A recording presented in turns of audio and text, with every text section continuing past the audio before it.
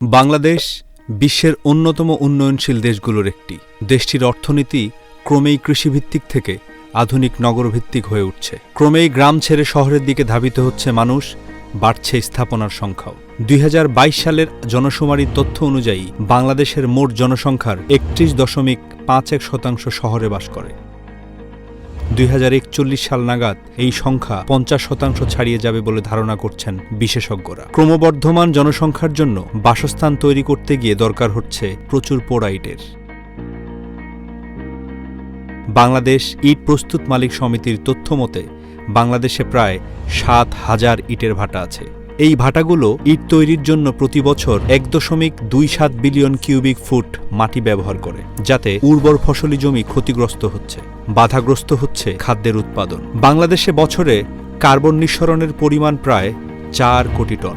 এই ইট ভাটাগুলো থেকে দেশে 22% ব্ল্যাক কার্বন এবং 17% কার্বন ডাইঅক্সাইডের উৎপত্তি হয়, যা পরিবেশের জন্য অত্যন্ত ক্ষতিকর।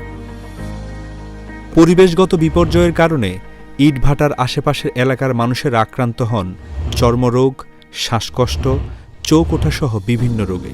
বাংলাদেশে পরিবেশ রক্ষার জন্য তাই পরিবেশবান্ধব নিরাপদ নির্মাণ সামগ্রীর প্রয়োজন বোধ করছেন বিশেষজ্ঞরা। ব্যবহৃত হচ্ছে পোড়া ইটের বিকল্প।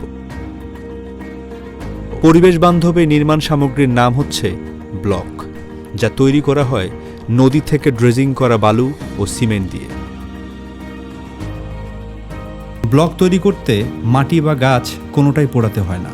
স্থাপনায় প্রচলিত ইট ব্যবহার না করে ব্লক ব্যবহার করলে খরচ কমে আসে প্রায় 20 থেকে 25%। এতে দিন দিন ব্লকের ব্যবহার বাড়ছে।